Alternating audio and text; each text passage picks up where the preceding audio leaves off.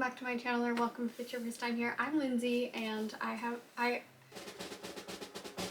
had recently seen the booktube fall tag. I don't think that's what it's called. Basically, I was going to do a vlog this week, but I saw this tag and I figured, why not make the vlog a little longer, vlog for a little more, have that be an extra little video at some point, and do this tag while it's fall.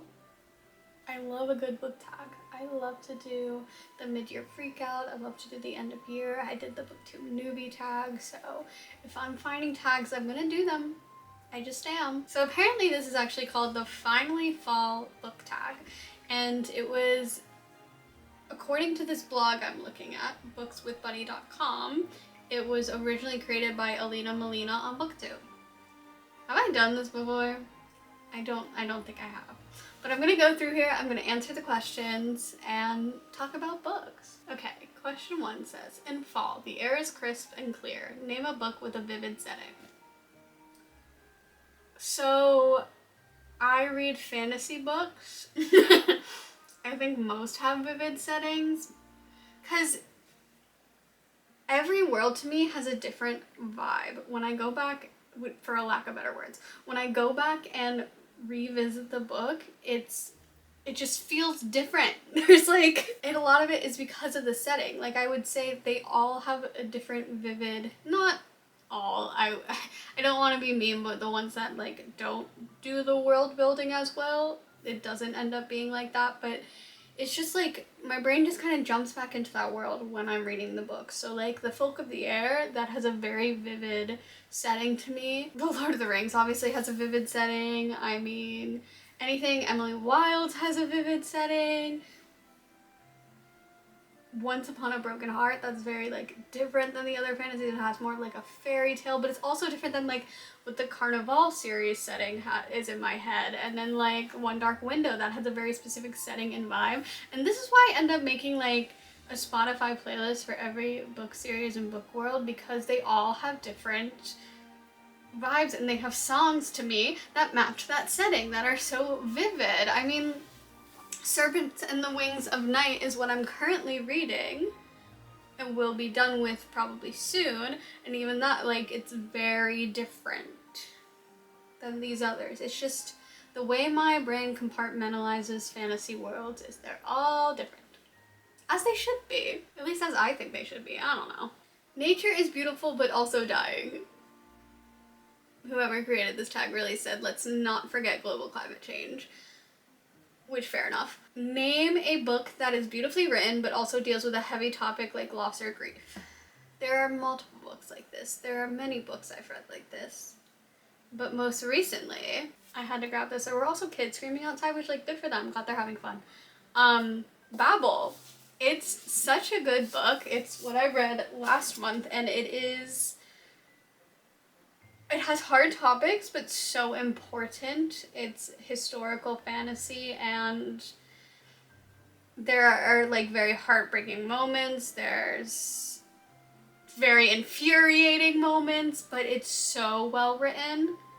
I love that book. It's, I think, the best book I've read this year. I'm trying to think of a book about grief, because I've definitely read books about grief, but I'm why can I not think about one at this moment? If I think of one, I will put a picture here and a caption and something, maybe talk more about it in the description. But I will say, Babel. Fall is back to school season. Share a non-fiction book that taught you something new. I have a couple non-fiction books. I haven't read them yet, so I can't think of the last time I read a non-fiction book. I think the last time I read a non-fiction book was one of Carrie Fisher's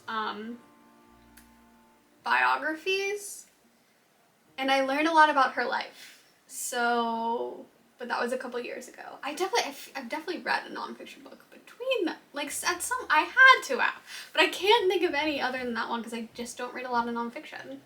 I had to pause. I don't know if this is framed the same way. Okay. In order to keep warm, it's good to spend some time with the people we love. Name a fictional family, household, friend group that you would like to be a part of. So I'm assuming you can pick one or all. First that comes to mind is the Six of Crows, which I'm sure is cliche, I'm sure everyone says that, but who wouldn't want to be one of the crows? They're just so much fun.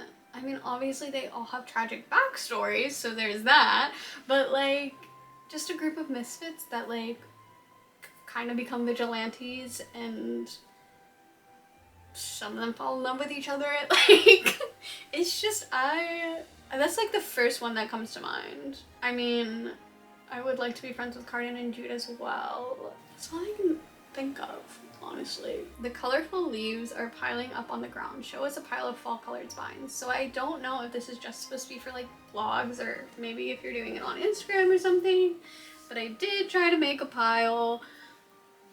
Am I doing it? Have I done it? Will I do it? When will I do it? But it looks fall-like, right? Like there's orange and black and, well, that's Halloween. But these are all the ones I had that had orange on it, then I have red, and red, wait, this is orange. Red, and there's yellow in here. It works, right? Fall is the perfect time for some storytelling by the fireside. Share a book wherein somebody is telling a story. I think the first one that comes to mind would be Tress of the Emerald Sea. That's probably the one I've read most recently, where someone is telling a story. The narrator is not the protagonist. Such a good book. I recommended it when I read it, but I still recommend it so heavily. I haven't read any more Brandon Sanderson yet, but it's so good. The Nights Are Getting Darker. Share a dark and creepy read. This is hard because I don't really read horror. I should try horror. But I get scared so easily. The last horror film I watched was Get Out. So good. But all the jump scares, like, the what that does to me. Like, but then again, a book's not gonna have as much jump scares, but, and I read stuff with like dark themes. I don't know. I'm trying to think of something I've read with like darker themes. I mean, Serpents and the Wings of Night isn't like a cozy read, I don't think. So I'm gonna just say that. That's probably the scariest read I've read recently. I really can't think of anything else, because when I was, okay, am I hallucinating this, or was there a Mary-Kate and Ashley book where they go to cheerleading camp and solve like a murder mystery? Because I swear I read like that book when I was a kid, because I used to read like a lot of mysteries when I was a kid. But oh, I also said Darkest Part of the Forest. Had I seen that scared me.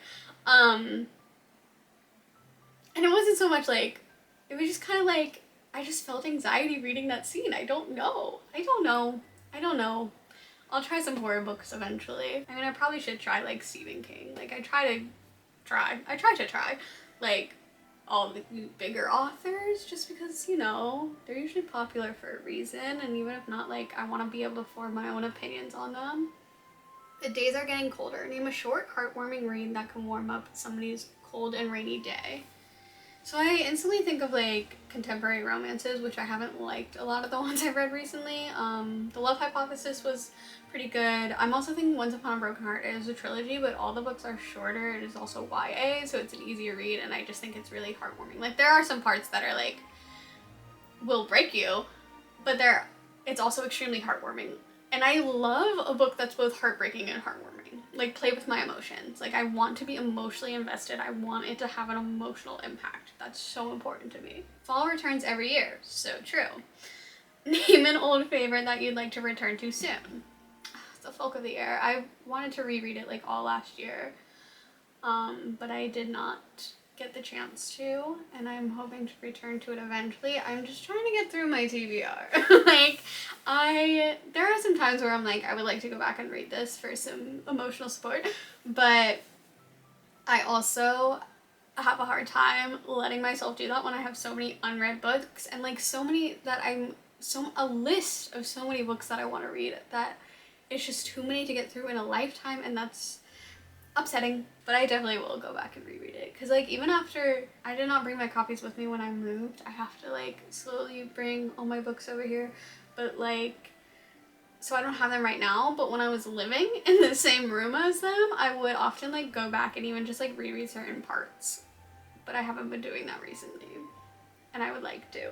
Fall is the perfect time for cozy reading nights. Share your favorite cozy reading accessories. So like, for me it's a fuzzy blanket. I'm an adult.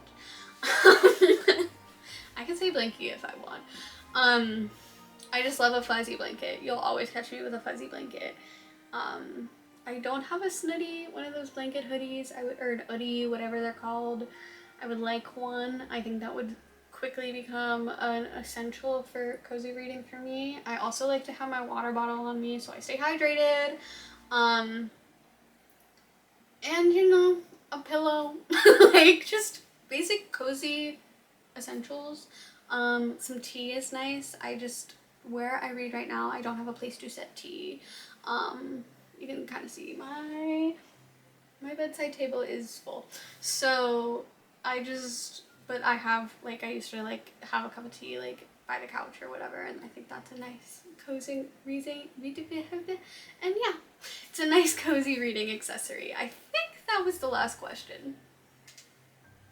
I think accessory is an interesting word to use for tea because it's not an accessory, it's a drink. I would call it, and like water, I'd call it more of a necessity. But that being said, that's all I have for this tag. I was really excited to do it. I think it was fun. I hope y'all enjoyed it. If you did, please like and subscribe. I also have to come clean because in my last video I was like, I don't have a TikTok, and I didn't. I made a TikTok, but I'm still posting shorts on here. Long videos are my jam. That's what I'm always gonna want to do.